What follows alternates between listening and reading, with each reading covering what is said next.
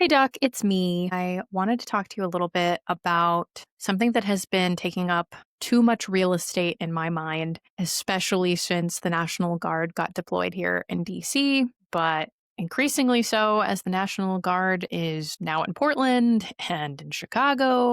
I know it was there in LA where you live. And that is this really weird thing that we're living in sort of these authoritarian fascist times, and yet things feel pretty normal. And I think about this a lot because I literally live in a city where I go to work, I get on the subway, and right there with me are the National Guard, and they are very armed. And it doesn't make it less shocking, but I'm very concerned with how much that has just become part of my daily routine. And so I guess I wanted to talk to you a little bit about the banality of evil, how authoritarianism and fascism just becomes part of the background. It makes me think of Andor. It makes me think of a lot of different kinds of scholars who've talked about just how normal it actually is on the day to day. It's just really weird to get up and do the day to day when, the world around you is kind of quietly burning.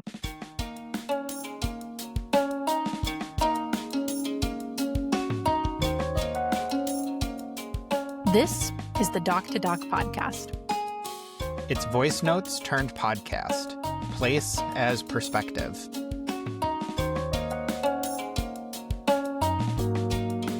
Welcome back to the Doc to Doc podcast.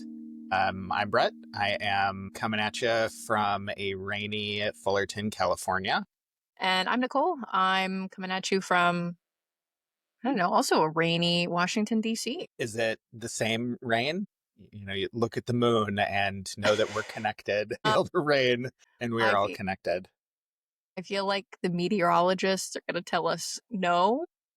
But you know what? If that makes you feel like we're in solidarity with one another, then sure. But it also is always, as you know, Brett, pretty rainy in DC. That's true. And it is usually not rainy in SoCal. Yeah. But much needed. Yeah, definitely. And so I got your voice memo. Very interested in hearing your thoughts. We are both kind of coming from federally occupied territory right now. It's an interesting experience for those of us in blue spaces. So yeah, curious to kind of hear what kicked this off for you and how you've been thinking about it. So I got to say that at the top of this, I'm feeling I just want to be like, this episode is maybe going to be a little bit more dense. But maybe not, because at the end of the day, where this tips off for me is essentially a meme. And so, when you're living through bad times, I guess all you can do is laugh about it. And I say this is sort of grounded in a meme because I feel like when people are asking, how are you doing? What's going on? How's DC? That's a big one that I've been getting a lot. Usually I just respond by saying I'm fine. And then I'll accompany that to some degree with that meme of the dog sitting in a room surrounded by little fires being like, this is fine, with his coffee cup. Oh my gosh, you have it. That's so this perfect. is the dumpster fire version of it. And this is from a company I really love. They're very cheeky. We'll link it in the show notes, but not to interrupt. But that's amazing. I'm also not surprised, given how we talked about merch last time, that you always have something. Yeah, and I also would say, by the same token, I love that meme in that there's the reverse, which is there is a little flame that's sitting, being like, "This is fine," and it's just them surrounded by puppies. By puppies, yeah. And so, really, what the meme is speaking to in this moment is sort of, how do you get up, go to work every day, record a podcast, and carry around when the world is sort of quietly burning, or maybe loudly burning, depending on where you are in the world. And, the second Trump presidency, a growing presence of authoritarianism through policies enacted, illegal policies that have been sanctioned. I guess they're technically legal now, according to the Supreme Court. And just seemingly everything is legal now. Yeah, I guess so.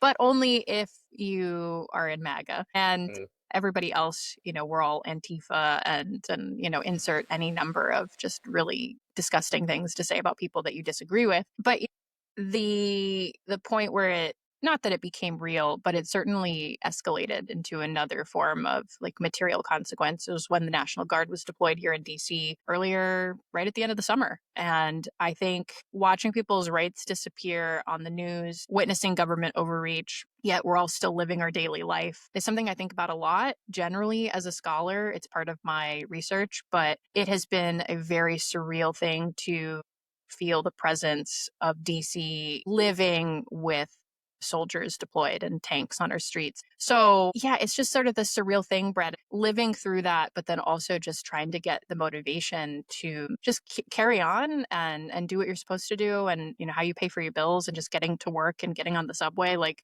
it's a very strange feeling. And I guess I just wanted to talk to you about it. Yeah. And, like you said, it is a heavier topic, but also fundamentally intricately like connected to what we were talking about last week. And when you brought up the "this is fine" meme, which I love, obviously, and yes, I have related merch, Yeah. but it also made me think about like how do we get to that point of feeling fine surrounded by fire, and like Hmm. interestingly, using the narrative frame of like a world on fire is something I've been like, that was the subtitle of a lot of my papers in grad school, Yeah. talking about like gender, and we were in the first Trump presidency at that time. And it made me think about I don't know if it's a parable or the story, like whatever, about the frog in the boiling water, Mhm. where if you throw a frog into boiling water, it'll jump out because it knows it's hot. But if you slowly start boiling the water and It that the doesn't frog is realize it. already in, it doesn't, yeah, it just acclimates to it to the Right. point that it eventually dies. Yeah, because it's still boiled eventually. It just doesn't know that it's being Yeah, slowly boiled. Yeah. it's happening in such a way where like you're distracted by it, or you become acclimated until all of a sudden you're like, oh, this is, we're beyond the crisis point. And thinking about that, we've been here before in a lot of ways, and we expected this, and we expected it to get worse than the Mhm. first time around, yet still somehow our expectations have been far surpassed.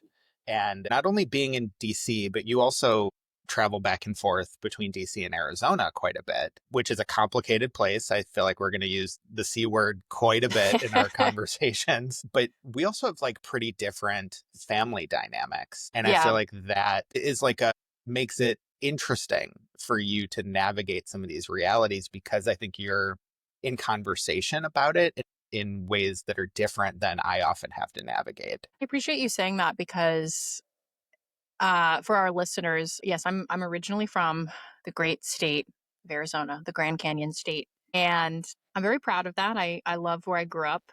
Don't really want to go back. It's too hot. We were talking about the weather here in DC, and I love the rain. The rain is a gift. As a desert kid, rain is always a gift. Um, Interestingly, Arizona has been drowning the last that's couple true, days. and you better believe that everyone I know and my family love to send. It's raining. Rain precipitation is a gift. And yeah, I'm very proud of where I come from. It's also where we met. So it's part of our lore is, at a grad school in Arizona. And so it holds a special place in my life. And I do travel with a fair amount of frequency because my family still lives there and also for my work to Arizona. And it's difficult. And when I'm there, it's difficult. And when I'm just maintaining relationships with family, usually over the phone, it's difficult because in many ways I kind of am like I feel like I've always joked that I am like the literal like redheaded stepchild of the family in that and if you're listening to this I have red hair. But my family and I don't all align politically to say it nicely, and that has been exacerbated in Trump 1, 2, and 3 sort of stage, both in 45 and 47. Most of my family are Trump supporters in the sense that they really feel that his sort of outsider narrative speaks to them. I think Arizona, as you mentioned, is a complicated place. It's kind of one of these last bastions of the so called like Wild West. It slowly has become a more purple leaning state.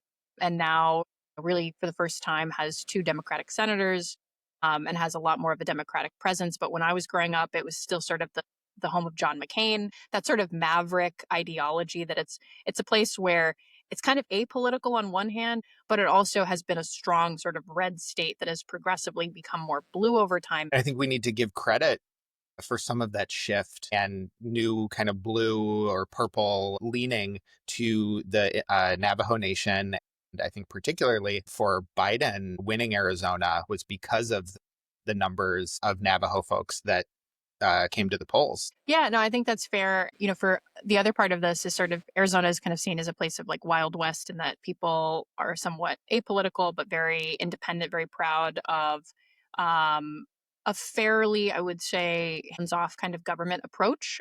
But at the same time, Arizona has 22 federally recognized tribes. There is a significant portion of tribal land throughout all of Arizona. The Navajo Nation is more towards the northern end of the state. And you're absolutely right. I mean, like the mobilization of indigenous and sovereign peoples was absolutely fundamental, I think, to this sort of blue wave that has taken a hold in the state. That's also a place of a lot of transplants. I mean, you are from, the Chicagoland area, and there's a lot of people from Chicago and other So places. that's one of the reasons why I felt okay when I went down to visit for the first time. I was like, oh, this is a very different Yeah. kind of environment for me, socially as well as geographically. But I was like, oh, there are Cubs flags everywhere. Everywhere. It's where spring training happens. And so it's a really interesting mix. It has, I would argue, one of the most beautiful deserts in the world, the Sonoran Desert. It's where if you think about, picture a cactus, people think about a saguaro cactus. That's the only place in the world you can find them. It's got this sort of changing very rapidly. It's in the series of a few election cycles, a changing politic. And I have grew up as an evangelical, I would say, although we would say non-denominational. But I grew up in the church. I grew up with pretty right wing conservative values. And so when I made that departure, it didn't feel like a huge split for my family at the time, because a lot of people were still of the mindset of like, I love John McCain, but I'm not voting because, DC is too corrupt and Washington is the swamp. And so I think, like, to bring it back to sort of the MAGA Trump movement, there are plenty of members in my family that in 2016 was the first time they had ever actively participated in voting. And I think that's the case for a lot of people in that election. There was certainly something about Trump's first presidency that felt really inviting to people who maybe otherwise felt like outsiders. And living in DC, I can absolutely see why people don't feel like this is representative of them. And I also have had an increasing faction of family members who have become really indoctrinated into the MAGA universe, the Maha universe. If it's not that it's like a Marvel thing, but like this sort of The cinematic universe the of just cinematic bonkers universe. politics is, yeah, ever expansive. To the point that, maybe it was about Trump being an outsider in 2016, but now it's absolutely that they agree with everything that they're doing. They're happy that, that people are being deported. Any people that get caught up in that project, anti-immigrant project, are because they deserve it. And they absolutely, I would say, would categorize me as, not only the redheaded stepchild, but definitely the woke, probably like Antifa supporting radical lib. And it's difficult to reconcile, I would say, the love that one has and the support that one has for their family, while also recognizing that these people are very deeply, many of them, embedded and actively and passively support really harmful political beliefs that I would consider to be authoritarian, and also to be fascist, and to be in support of a white nationalist project. I think the outsider narrative obviously was very compelling for folks in 2016. I don't think you could make.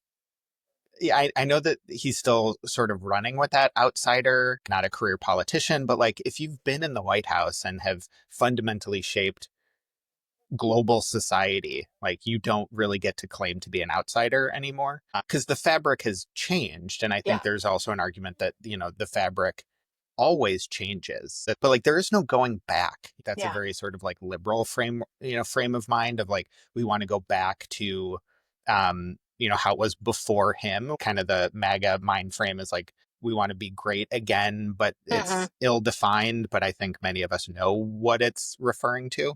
But liberals are actually doing the same thing, Yeah. of whether it's going back to Obama, but like I could critique that for many episodes and we might hit on that. Recognize like sort of the utopian in like an idealized kind of way, not utopia like we were talking about last week, where Yeah. it's the process. There are like these very fake outcomes that drive a lot of both left and right politics. But in kind of thinking about your family and like some of the conversations that you've had, or like navigating that more personal Mhm. connection to authoritarianism or like folks buying into these politics. Last week, we talked about power, that people are making decisions because it connects them to power. And I'm not a communist in the way of like everything comes back to capitalism, but a lot of times everything comes back to capitalism.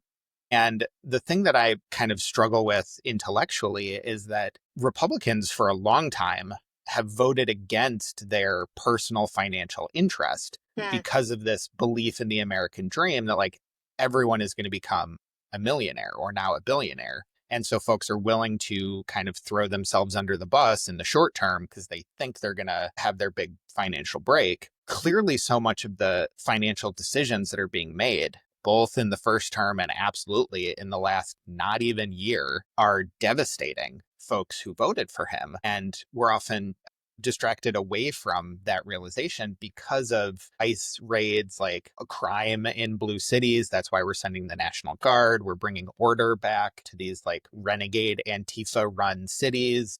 Mhm.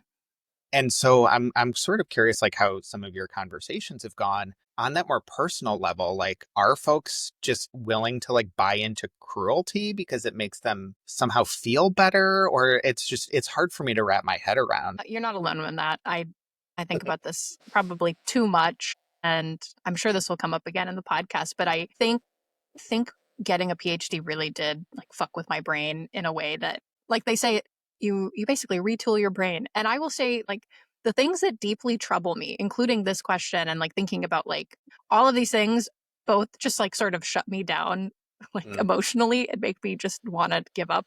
But I'm also like, this is a fascinating research question. And I think a product of that is also that, we're on this podcast talking about it because I can't separate the things. So Because aside from it's a me, coping mechanism to like intellectualize it, I think. And yeah, I I think think we'll that's unpack some of that more, but I think that's fair. And I think there's also, I've always had this sort of deep seated curiosity about why things happen, about stories, about like the origins that they come from. And so, to your point though, about what are these conversations like, the first is that when I travel to Arizona, the geographic distance, I mean, there is something to say about like the further you go from someplace, it's out of sight, it's out of mind. I don't feel the same way that I feel in DC. And as a geographer, I could talk a lot about why, we experience space differently, but just very plainly, it's not a concern because it's not in your face there, right? And there is still like something to say about being distant from something, and that can be really difficult in conversations, to try to not convince people but just provide my perspective of like, yeah, things feel really shitty in DC, and they have since January in a way that, and I've lived through multiple election cycles here. DC knows that it's going to change. It's part of the process. You have like workforce in and out, political administrations come and go, and most of the time it's pretty normal. But when Trump got elected, like the city was palpably upset. And of course, like DC is very, very much blue. At 98% went for Democrats in the last election. But that's one thing where I'm trying to say, like, hey, we're experiencing something very differently, and what you're feeling here, it's not invalid. It's how you're feeling in Arizona. You're not feeling it as much, but this will get to you. But trying to explain that like what happens here will ultimately impact you, even if you don't feel it mm, now, is part of that conversation. And then the second part comes back to, I think, the DC point, where most of the people that I know that I think are really in sort of the MAGA hive, and that like I think they genuinely do believe in all of the policies, whether I can tell them that they're good or bad. I think they genuinely like have beliefs that are concerning to me. And those people don't typically ask. In fact, they've never asked, like, how are you doing or what's going on in DC? I would say the people that maybe are less of zealots, I suppose, less Trump zealots and less MAGA zealots, which is not to excuse them from how they actively participate and where they put their support.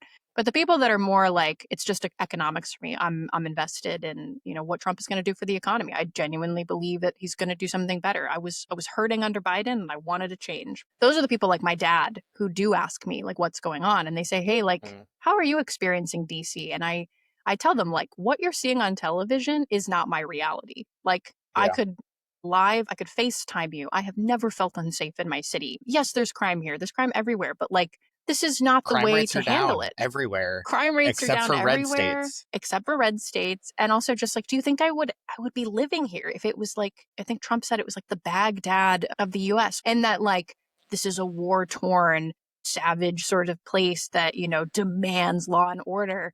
Have I ever said that I felt unsafe? And I think that is where it can be really challenging because I'm explaining to them my lived reality.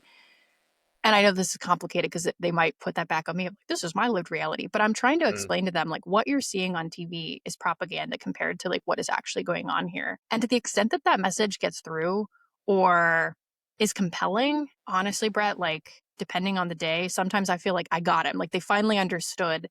And most of the time, I just feel like we're going to hang up and they're just going to turn Fox News or One American News or whatever network they're in or the Joe Rogan podcast and just be like, that's the reality. Nicole is just yeah. some left wing lib. Because I think that there is often this willful disconnect from reality where even folks who are trying to take that more kind of pragmatic approach, and Hmm. like you mentioned your dad. And so for folks who are saying, well, it's just about day to day reality of economics or my Hmm. financial situation. And they say, I was struggling under Biden and I'm trying to respond to that. I feel like if presented with the facts that for most of the Biden presidency, we were living under Trump's tax cuts and Trump's tax plan that was passed during his presidency that either didn't start until after, and that's always intentional, that there's Yeah. this delay in policy so that it knowing that they will likely get voted out, but then we experience it under a Democratic president, or Hmm. it is forced to continue into a Democratic presidency. I feel like those facts kind of don't Matt, it's like the thing that folks use to justify the cruelty or to justify that Yeah. connection to power or to feel better about the fact that they don't feel bad that immigrants who are driving this economy, who are Hmm. paying into Social Security and other social benefits and don't get it back at any point, that they are the ones who are really being terrorized, that there's some Yeah. enjoyment in that. I think you're right. But I think what is hard, and something that you're speaking to, at least I'm hearing it, is that the facts are this, right? And this isn't like fake news versus like facts or non facts, but there has been like I think since like Aaron Sorkin, maybe I'm just rewatching The West Wing too much, but it's like that if we just explain things really clearly to people, like then they'll understand it, and that is absolutely not the case, right? We have Yeah. now like had three really close. I mean, even though Biden won, it was incredibly close elections that have proved to us that like you can't just give an eloquent speech about something and make someone compelled to be like, oh, you know what, I was incorrect. In fact, it really does the opposite. It's like the same way that like yeah, we have really advanced degrees, but I don't think either of us are ever like, you should listen to me because I have this PhD. Like, it just doesn't work when you talk to people like that. People don't give a shit. And we lived through a pandemic where people were like, no, I'm going to do my own research. Yeah, And it's yeah, like, if I gave you a list of what was in the vaccine, you're going to tell me that you can understand what any of that means and you're going to do your yeah, own research. But like, why are the people who created it, like, are they on your citation list? It's this, again, right, this willful sort of the rejection of intellectualism mhm, or critical thought. right. So then we're told stories are what impact people, right? Like that's what actually moves the needle forward. I've tried that approach now. This goes back to your question, and I think about like how I deal with this with my family. So then I try to like not be heady and cerebral and like talk about the facts of like crime is actually down or this, that, and the other. I just try to like explain the conditions of my life. Like I've lived in DC, this is my fourth year. I've never experienced this. This is how I feel now. Like it's really unsettling, dad or insert whoever family member, that when I get on the metro, like there are a bunch of National Guards who are armed with assault rifles. And that's weird to me. That feels unsettling, Mm. even if like they don't talk to me. Like, why are they there? Like, why do I have to feel this way? And I try to come from a place that's like anecdotal and very much rooted in just my lived experience. And then that again, I don't know if that turns the needle or not. If does that make them more compelled to believe, or do they still just only see it through their lens of their beliefs? I can tell you how I'm experiencing something. That doesn't matter. I can tell you the facts and that doesn't matter.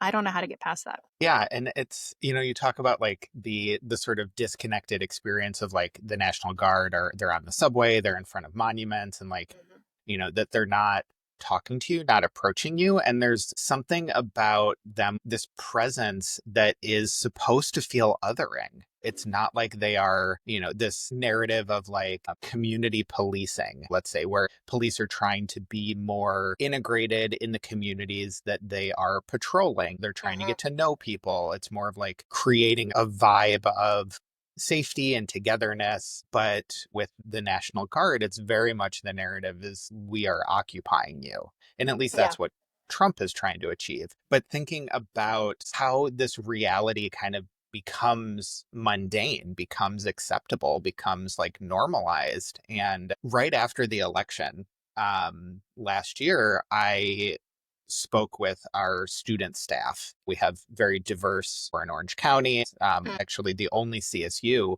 in all of Orange County. So we have just an incredibly diverse population. We're a Hispanic serving institution, an Asian American, Pacific Islander serving institution, undocumented folks, and you could feel the fear Mhm. of what was coming. And, one of the things that I sort of like warned them, I didn't sugarcoat things, but I was like, we're going to experience this together. And that's what matters.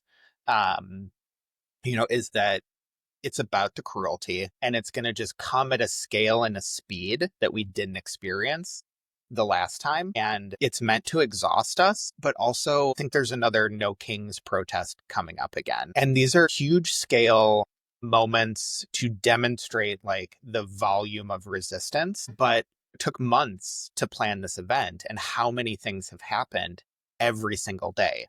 And it's always like Trump's attention span is very short, or if he gets pushback on something, he switches. They're just throwing the entire pot of pasta at the wall to see what sticks and what gets resistance. This is all they have to do, but we have to live our lives.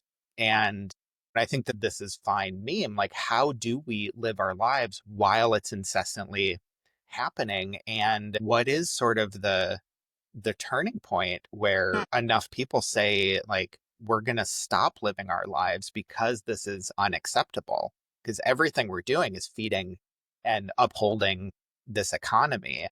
So like I don't, yeah, like what does resistance look like? And we are, for the most part, most folks, I think you and I included, so we're not shaming anybody here, are trying to live our lives amidst a dumpster fire.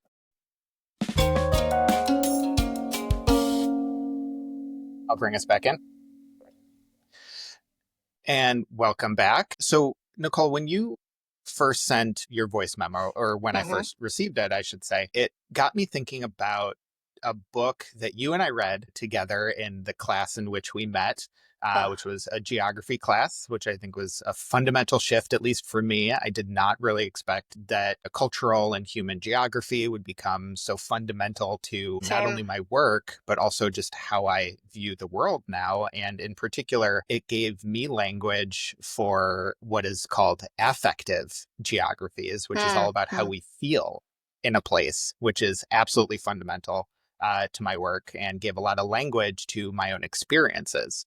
Mhm. But I think the book that really laid that foundation for me for geography was called Hollowland and is looking Mm. at the genealogy of the settlement of Palestine into Israel Yeah. and the oppression of the Palestinian people, and how that process was fundamentally infrastructural.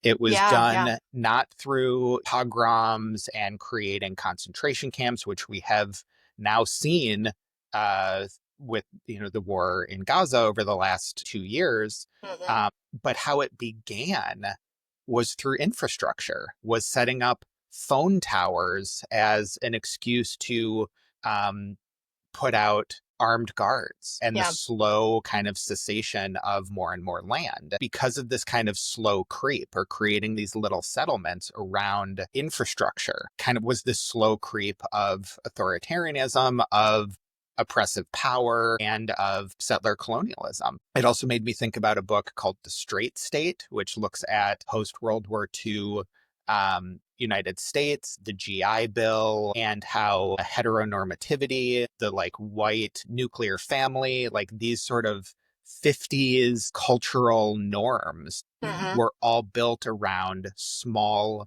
bureaucratic processes, some through immigration policy, some through housing policy, redlining, like all these like small bureaucratic processes that create culture. And so that's kind of where my brain was starting to go of like how these things that we look back on and we're like, this is horrific, but in the moment, it's experienced in very different kind of mundane ways. Yeah, I shout out to A.L. Weisman, the author of Hollowland. I agree that that class had so many good books. I would also add Stud Architectures of Mm, Masculinity fundamentally changed how fantastic. I look at just design space in a different way. But we'll Will have to never think about a public bathroom the same way after no, reading no, Stud, especially as a masculine person. I said this last time, it's gonna come up, space and place. This slow progression, the way that evil just takes really ordinary forms is again just one of these like dual things. Like living in it feels really fucking complicated. Shit is complicated. Shit is complicated. Think about a lot of this idea of like, how evil becomes mundane, normalized, $3 word, quotidian. Like how Mm, does this just you become do love that something? word.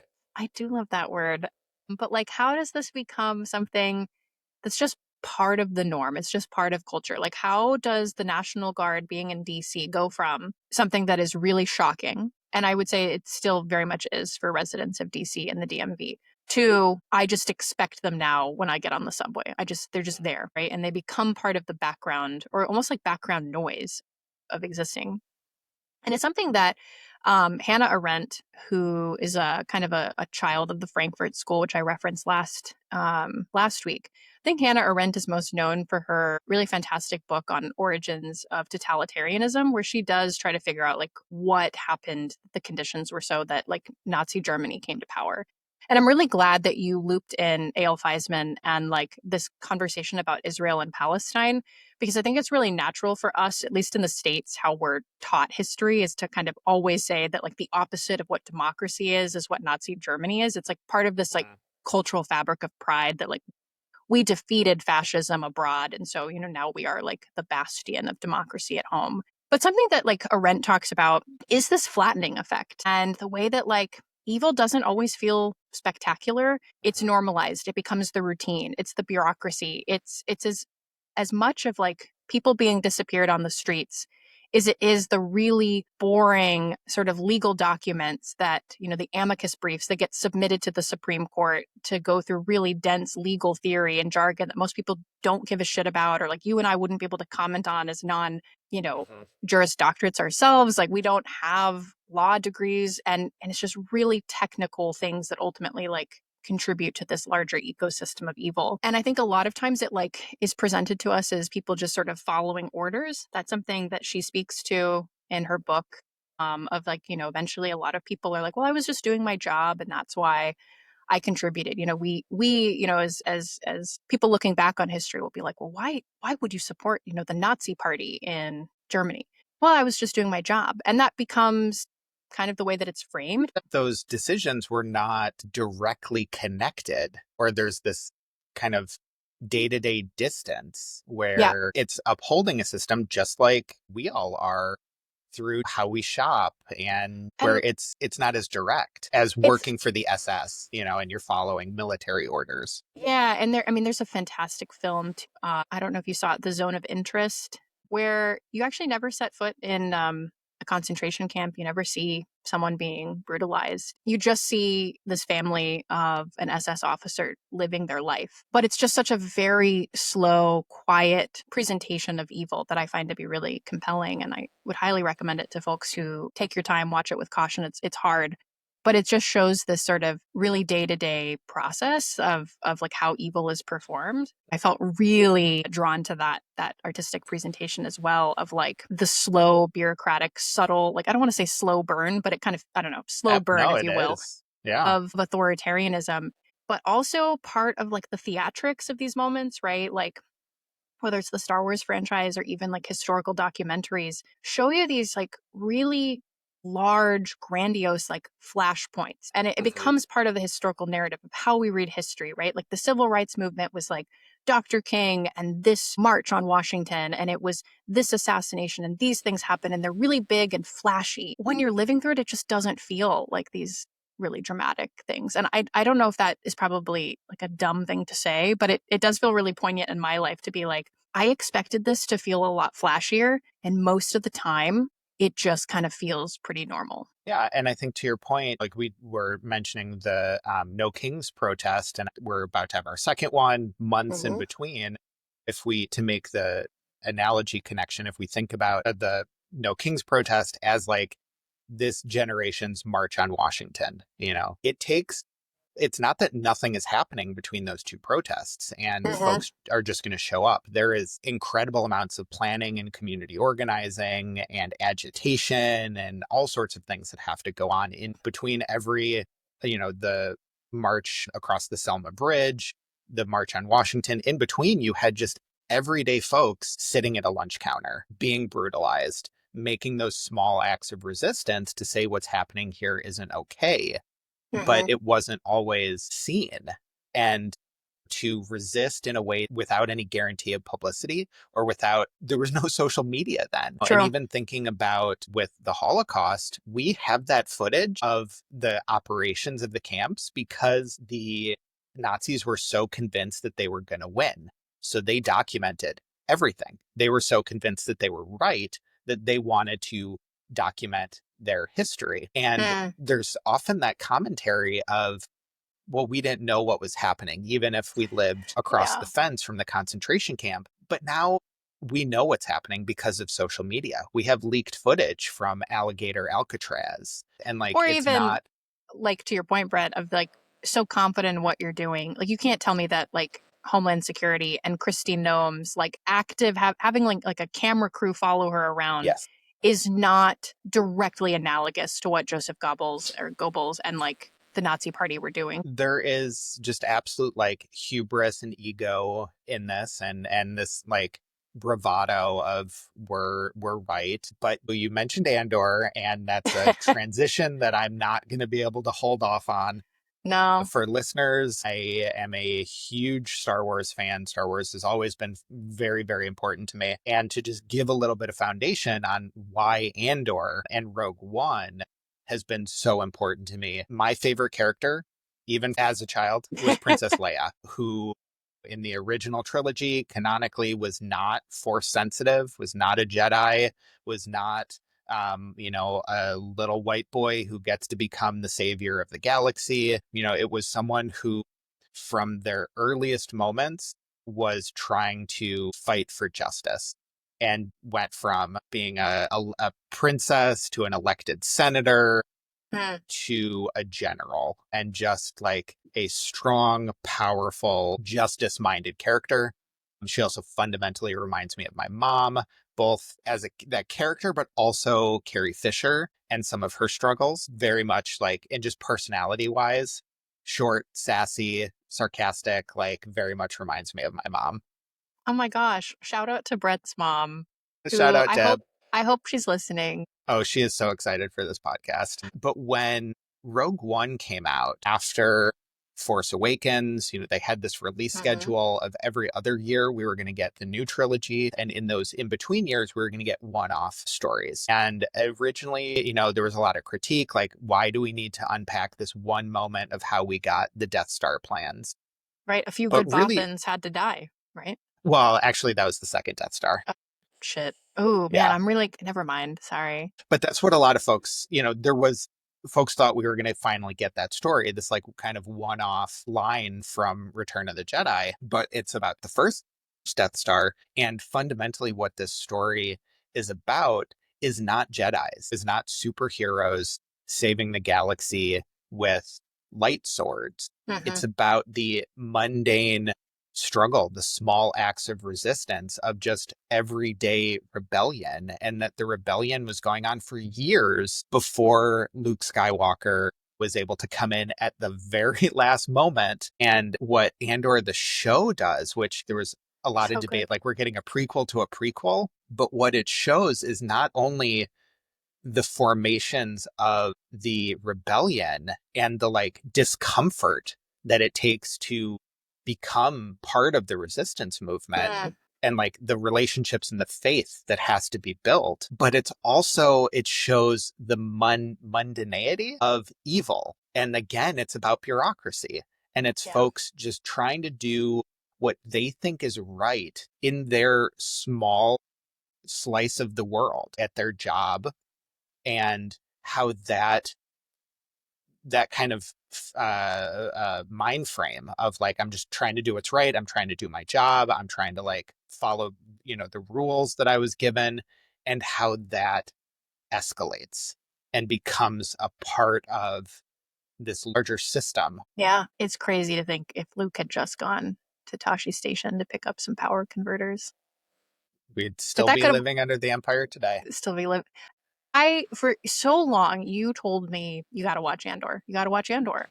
And I think I knew it was going to be good because, like you, I think Rogue One is probably the best aside from like the first six for me. Like that is in some ways like better than like the Skywalker trilogy. It Like is it's my just favorite of the movies, hands down. I have seen it so many times. Mhm. It's so sad, it's so devastating, but it's also kind of like a comfort film. And you and I are both big comfort film people. Like I Oh, will yeah. rewatch anything if it hits me the right way. And so watching Andor then, literally kind of starting February of this year, like a month into Trump 2.0, was really surreal. And at the same time that I was just starting season one, like everybody else was already on season two, which is I think Yeah. really where the parallels start, right? Like Andor follows Cassian story, kind of his like season one is really kind of focused on like how does Cassian become like this assassin that we meet in Rogue One, where he's like super trained and has this well of experience. Like how does he become part of what we would then call the resistance, the rebellion in the Star Wars universe? But like when he's starting actually is something very different, right? It's like in its infancy, there's all these factions, these different groups like trying to define like what the rebellion is. We also get the origins of how do they finance the rebellion, Oh, yeah. which is Where's the so money? interesting when you see that like they have like limitless ships and different things, like when we meet it in the original It's true. trilogy. But then we get the whole backstory of like, where did that, because I think folks assumed that it was just like planets that were Yeah. Oh, that's a good funding point. it, but it's actually like much smaller than. In a way, like I don't want to make it completely like who are the billionaires of the world right now funding things. Like it's not, like Mon Mothma is not like George Soros, but it's just like but yeah, it's like who is raising the capital and like how capital intense this takes is part of it for sure, as well as like when people have very different ideologies. Like you have who is it, Saul Guerrera and his group, who in Rogue One were presented as like these crazy extremists that are like really violent compared to the rebellion, which is like very tempered and It's like more of like the guerrilla warfare style, which yeah. is funny that his name is Saw Gerrera and it's sort of a guerrilla style of resistance. But Oh, what there's can so you many do? layers to that, including like the casting and so on and so forth. But it's just like we're given this very like happy version of who the rebellion are, and then we see like the internal struggle to get to that. I think I felt like what a lot of people were feeling, which is like I'm watching something that is fictionalized, interestingly made by Disney, that is directly analogous, and also like I could take the speech that Mon Mothma makes like to the Senate, and I could place that next to something that like AOC has said in the House, Yeah. and they would be the exact same thing. And it's one of those moments where you're just like, am I in a simulation or what other people say? But also just being like, life and art are completely, they're imitating one another in this moment. Yeah. And you mentioned, that it's funny or that it's made by Disney.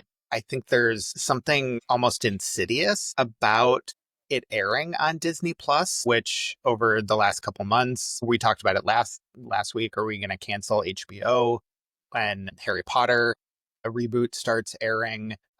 There were a lot of folks canceled Disney Plus as a show of resistance when Jimmy Kimmel was taken off the air. He's on ABC, owned by Disney. It was a way to withhold our consent to something that was happening. And arguably, the only thing that brought him back was that the companies were taking a financial hit.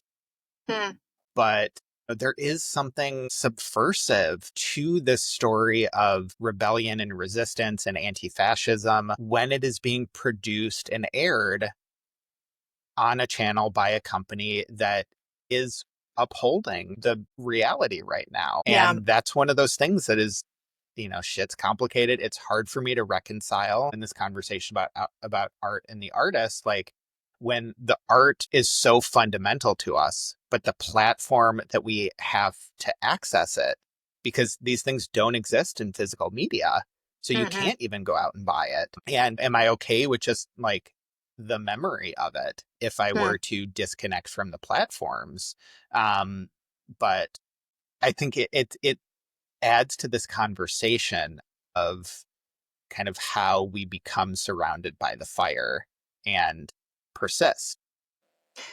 The other part of this that we haven't really talked about, I think it's a larger conversation, but something when I think about Andor, when I think about the way that these sort of platforms as well as franchise, that also the right is really invested in these films as well. And I think you were the one that maybe sent me like a picture of like a Trump 2028 sticker, like a bumper sticker next to like a Star Wars family, I don't know, decal. And you were like, did they watch the same thing? Like they're Yeah. like, you can't be the rebellion if in real life you're the empire. Or I think Lord of the Rings is the best. And like I think about all these people like Peter Thiel or like JD Vance or whatnot who are huge fans of these other franchises and then like name their companies like Palantir, right? Which is Yeah. super problematic after these things. So the people that are like watching the same thing, like they're also watching Andor, I presume, and really enjoying it. Like to hear JD Vance say that like is crazy. Of course, it's great art. But then the takeaway isn't that reflection of like, oh, maybe like I'm like, are we the bad guys? Like, are we the empire? Yeah, it's something that I often struggle, or like I wonder if people are actually watching, or do they kind of just like the iconography? That's Hmm. something that has always bothered me, even about traditional Star Wars fans, folks who really lean into Empire iconography, like folks with stormtrooper stickers or wearing the emblem of the Empire. I'm like, what this is signifying. And Hmm. I think it's a more interesting discussion for folks who are really like into the dark side, because I think there is like debate about the dark side as an ethos, even though I think we can distill it to good and evil. Like there is much more in the mythology of Sure. the dark side. But for folks who really lean into like empire imagery and iconography, like either what you're doing or it's just sort of aesthetic. And I feel Hmm. like similar to our discussion last week, like should you know better, or are you just making a choice about power? But with something that is from the beginning, George Lucas was very explicit that like he was telling that it was like a Vietnam, parable, Hmm. and that the rebellion were the Vietnamese, and that empire was very directly meaning he meant empire and colonization and oppression. And so to this day, like, yeah, we see kind of the juxtaposition of MAGA, Trump, that family stickers, which I think were like Jedis, it wasn't like big stormtrooper, little baby stormtroopers, it was the Okay. good guys. And I was like, that doesn't there's a conflict here. Do you not see it? Do you not care? There's an irony there to me, but I don't know if folks feel the hypocrisy. I think going back to the Andor kind of Star Wars universe of like this is intentionally like looking at like the bureaucracy of evil and we're watching people just in these like really clerical jobs. They're just administrators. Like there's so much that happens in sort of like conference rooms, which is really interesting. It just reinforces like how the evil just feels ordinary. And we've referenced No Kings, which again is like at the time of this recording is coming up this Saturday on October 18th. And I can't help but think like maybe this isn't the March on Selma. Like for me, this kind of feels like, is this going to be like the protest that happens on Gore and like the second Mm. season? I think it's really telling like right now as people are preparing for this and this organization Indivisible, which like just huge shout out. Like you said, like there's so much work that goes into like creating safe and like really intentional spaces for this kind of work that we're not seeing alongside, the pervasiveness of just like every day, these executive orders and problems coming out for Trump. Like they are happening simultaneously. And I think it would be incorrect to cast this. And certainly I don't want to cast this of being like, oh, it's so normal, like nobody's doing anything. It's quite the opposite. But like I think about the way that they're talking through what is happening. And I think with like the presence of National Guard in different cities, people are like seeing like, oh, this isn't matching. Like, I do think there is a point, especially right now, what's happening in Portland. Like, people are seeing people dressed in like costumes and frogs and like naked bike runs and being like, you're telling us that this is like a war-torn city, but maybe Portland is just weird. Well, and I think to your point, and if this weekend is like the protest on Gore, or I think we've been seeing small replications or mirrors of that where anti-ICE sort of violence, which is always reactionary, it's always being instigated by ICE or by law enforcement, and then people are being like actively beaten and trying to protect themselves is, then spun as resistance or as violence, but it's used to create a narrative that then justifies that further action or immigration enforcement and this disappearing of folks. And the resistance to that is then what justified in the eyes of the administration of putting a larger force, of utilizing the National Guard, or here in LA, they tried to bring up the Marines, which is just absolutely bonkers. Mm-hmm. But it's this overreach that is justified through the creation of violence. And that's what happened on Gore. They set the stage for it to instigate violence, to then justify violence. Right, right. And we know that it can get much worse, as it did in sort of the Star Wars universe, like right after Gore. Like that is a huge flashpoint on both sides that catalyzes even more dramatic action. I think we know right now that like the administration has dangled the Insurrection Act. Like there are parallels that I think are really difficult to separate yourself from, which is again why I just thought this is such a good, powerful piece of art in addition to kind of all the scholarly lenses. I think the other thing, and I want to go back to it as well, of just like as pervasive as like the normalness of evil is, and I haven't spent a lot of time on this podcast because I'm really just grappling with like how intense the evil does feel, is something that comes up in Andor. There's one character and I forget his name, but he's kind of like the manifesto guy. Oh yeah. And he like records his manifesto that ultimately gets broadcast to people in the galaxy, and it's scholarly and philosophical, but he's talking about like the importance of resistance. And there's this flashpoint in the second season, not as a spoiler, I won't say exactly what happens, but there's this pretty high up general who is listening to it, like the broadcast, and very out of the book of authoritarianism, like says like, oh, these ideas are like spreading like a virus, which is to equate dissent or contention as something that needs to be cured or needs to be eradicated, similar to an illness. But it's really overwhelming because they're just like, this is everywhere. Like somebody has heard this. And how can we possibly touch every person that's heard this? And so, yeah, this shit is complicated, but I am also like, as much as the evil is everywhere, like I do know that there are plenty of people that are like actively working against it. And so I guess it's like, how do you get on the subway?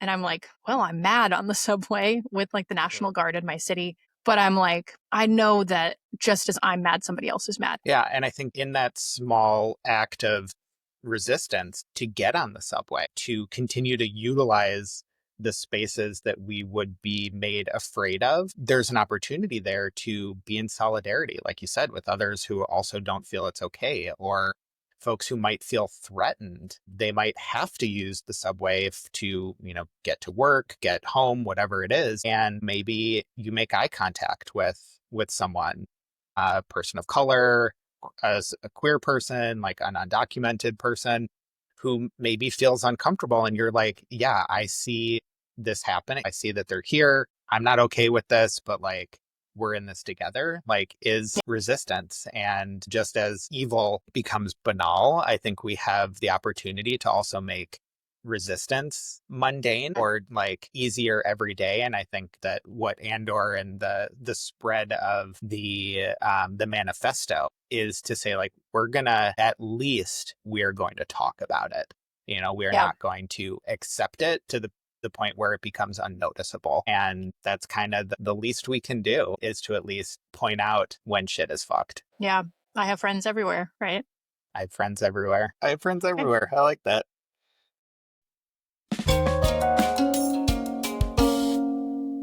And welcome back. And we are going to conclude this episode, as we will conclude every episode, with a little segment that we like to call More Comment Than a Question. And we will not be taking follow-ups. No, never.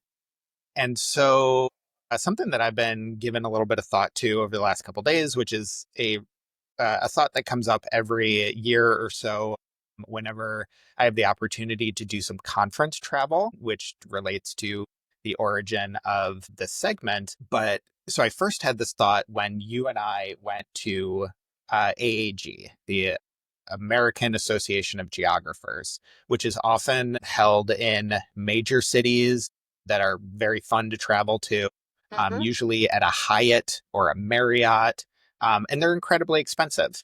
And Very when you and I expensive. went as grad students, we had to put that money out up front and then get reimbursed afterwards. Now, as a professional, traveling is part of my job.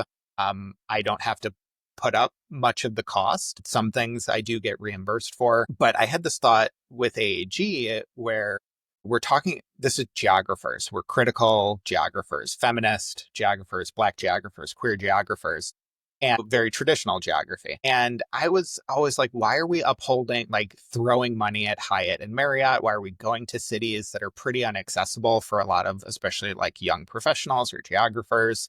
Yes, it's cool to also feel like you're kind of on vacation. But what if we went to a conference center at like a resort or something on an indigenous nation? Like, what if we went to a casino or something? So we're supporting actually a local community. We're experiencing a different kind of geography, and we're not necessarily just like throwing money at these billionaire corporations. And I know that there's like contracts and all sorts of like logistics. Yeah, but let's kind of challenge ourselves to be better. But folks don't seem interested in that conversation. So I'm bringing it up as a comment and not a question. Man, that's unfortunate because I have so many follow-ups to that, but Maybe a future episode. maybe a future episode. What a great way to pivot. My more of a comment than a question. I just want to shout out a really fantastic film that's part of my lore. Unfortunately, Diane Keaton passed this past week, which was, I have to say, pretty shocking. But anyway, I wanted to give a shout out to the first movie I ever saw, which was not Annie Hall, another last week artist conversation. Complicated film.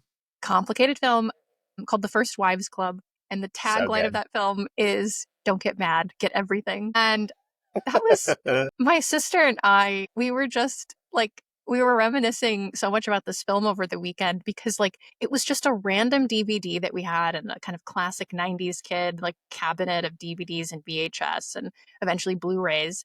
And I don't know why, but we put it on randomly. I think we had exhausted every other option, right? So we were just like, well, we got to watch something. And we watched that movie so much, even though it was about like three women whose like husbands left them for younger women. And like we had nothing to relate to this at the time, but it was like such a great film. It's so campy. It's like Goldie Hawn, Bette Midler, and R.I.P. the late Diane Keaton. It's so good. And I just have to plug it in these like times where you're on fire. A fire film, as the kids would say, is The First Wives Club. So R.I.P. Diane Keaton, and go watch it because it's slept on. It's a film that's definitely slept on, I think. Great comment. And that concludes this episode of the Doc to Doc podcast. If you like what you heard, please make sure to smash that like and subscribe button. Next week, we will be talking about another kind of heavier episode. We will be talking about mental health and therapy at the end of the world. Make sure to follow us on all the social medias at Doc to Doc Pod. And check out the show notes for some links to more info on some of the things that we talked about. We will see y'all and hear you all next time. I don't know. Yeah, we'll be back. You'll be definitely hearing us. So thanks all. You'll be hearing us next time. We will be talking. The Doc to Doc podcast is written and hosted by us, Dr. Nicole Mayberry and Dr. Brett S. Goldberg. Coincidentally, we're also the producers. Our music was written, produced, and performed by Matt Bogdanow, and our podcast art was illustrated and designed by André Gonzalez. For more, you can follow us on the platforms where you get your podcasts, or you can follow us on social media at Doc to Doc Podcast.